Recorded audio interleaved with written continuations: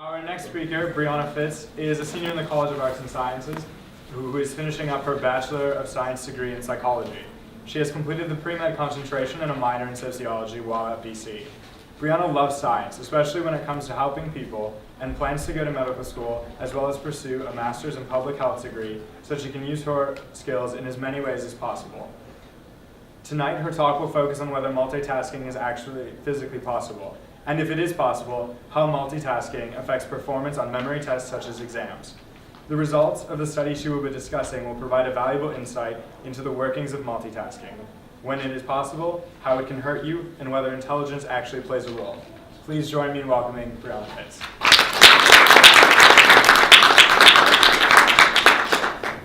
Thank you.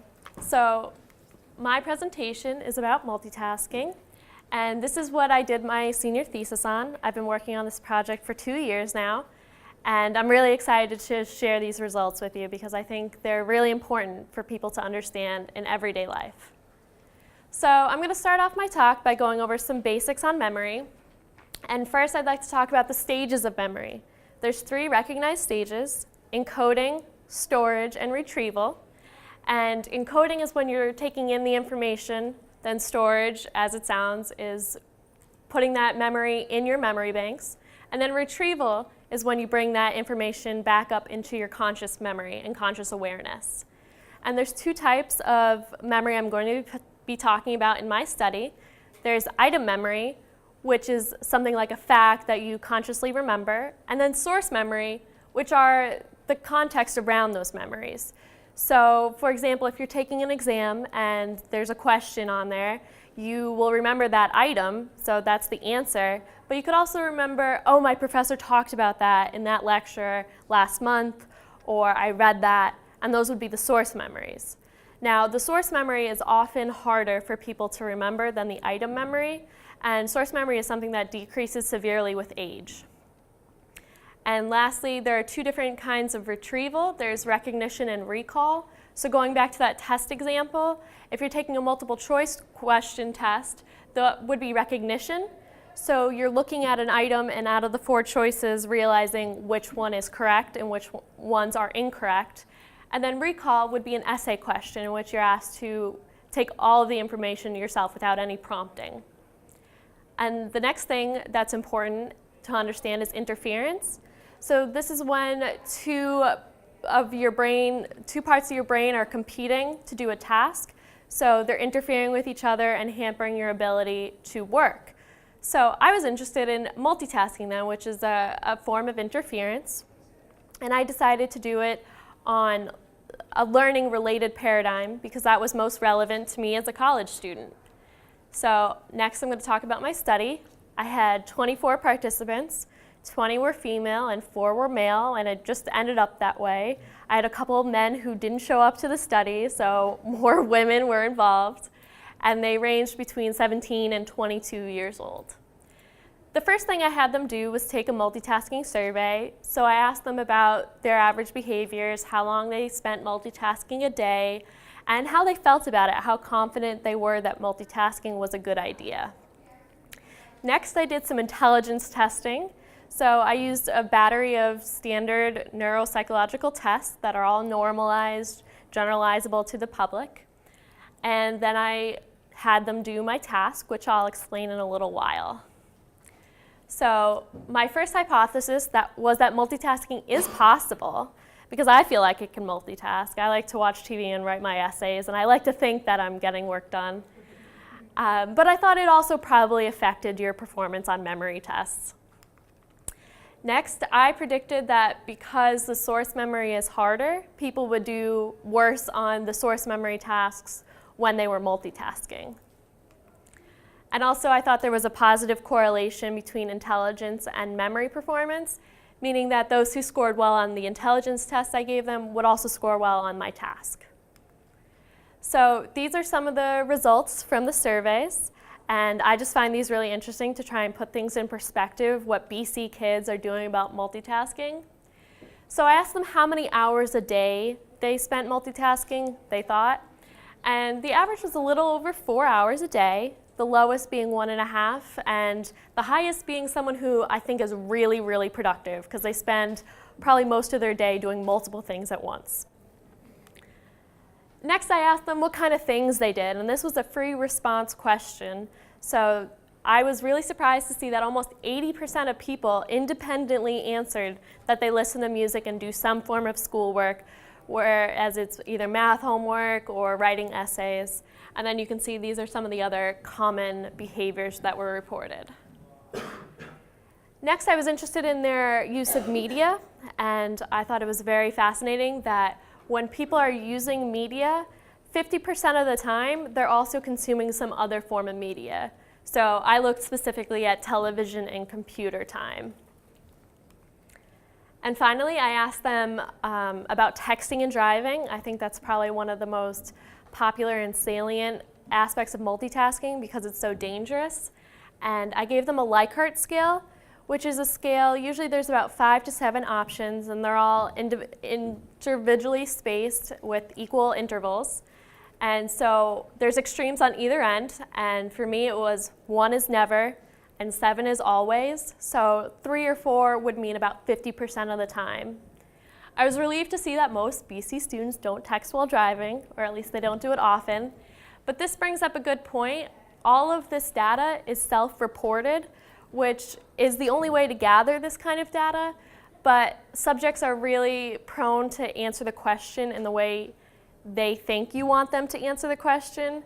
So people might have been underreporting how often they text and drive, but this really is the best way to understand what's going on.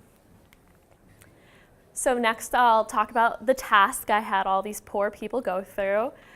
In each trial, there were 76 words presented.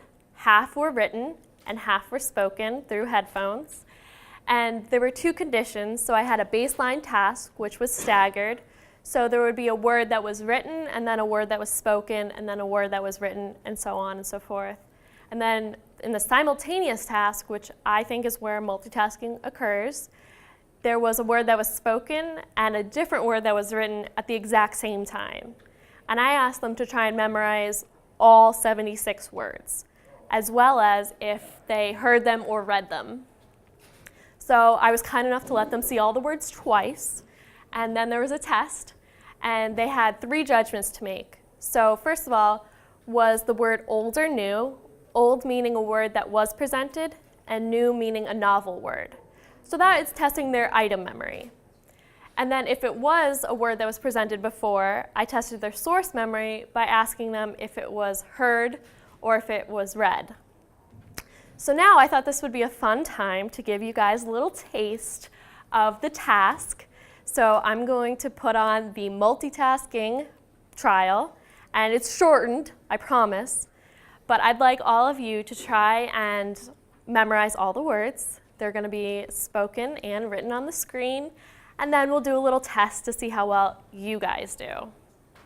So here we go. Slumber, ample, finger, bureau, contrast, model, level, pleasure, rocky, youthful, estate, unite.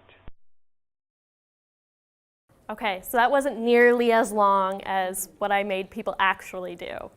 But we're going to go through, and first I'll ask if you heard it, if you read it, or if it's a new word, and raise your hand for each option, and I'll tell you the answer. So, heard it, read it, new. That's actually a new word, so good job, majority of you. How about this one? You heard it. You read it. It's new. That would be a Reddit. How about this one? Heard it. Read it. New. Good job, most of you. That was new. You guys are pretty good. How about this one? You heard it. You read it. New. That you heard, and I picked that one because It's my professor's voice, actually, and that one he says with particular emphasis, so I was hoping you guys would at least get one right. Heard it, read it, knew. That's a new one.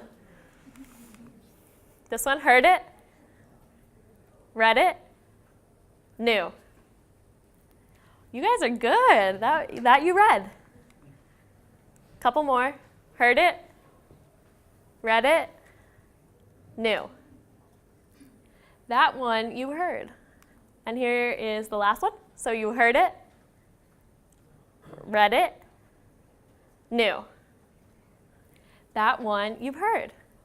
So as you can see, multitasking might be a little more difficult than you think it is.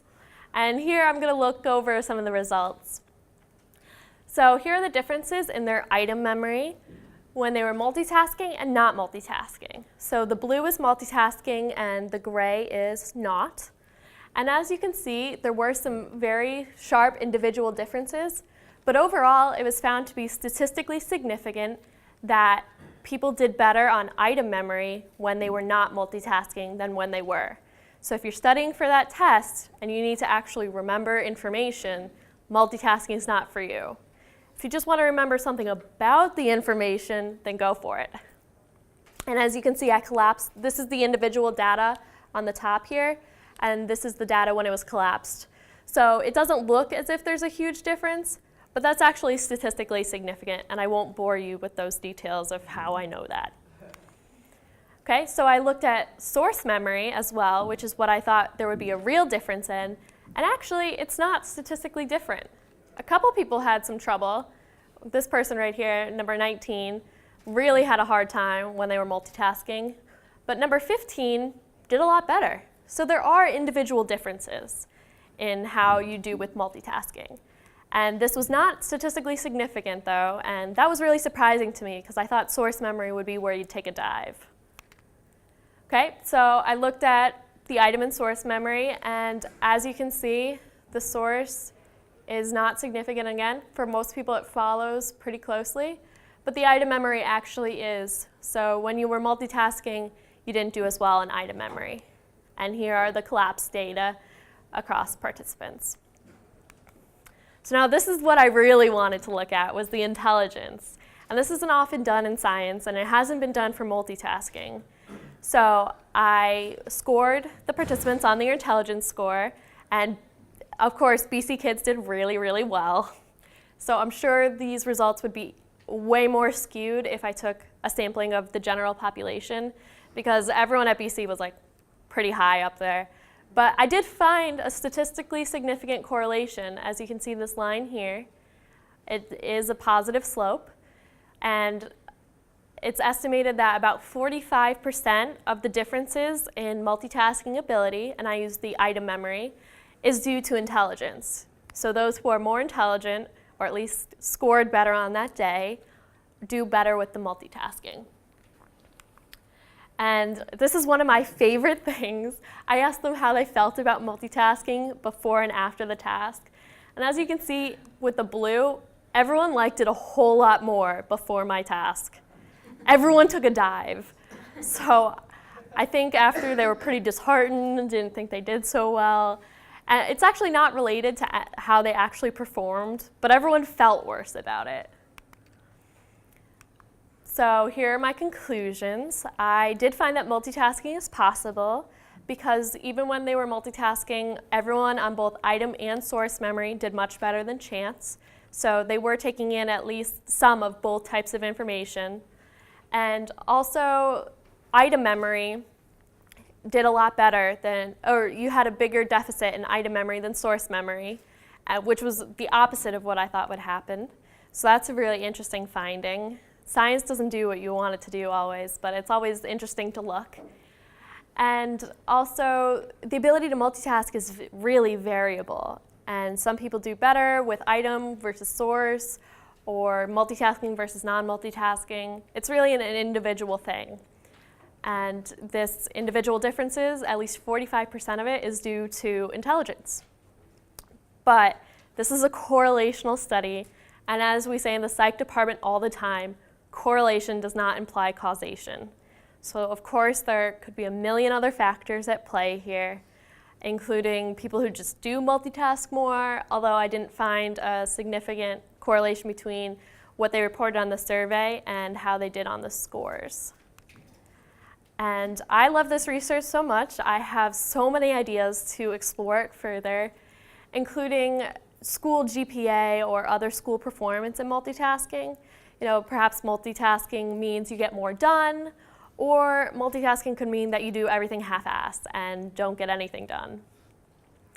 Also, I want to see if people in certain occupations were better at multitasking. Teachers who say they have eyes in the back of their head, I think are really just multitasking.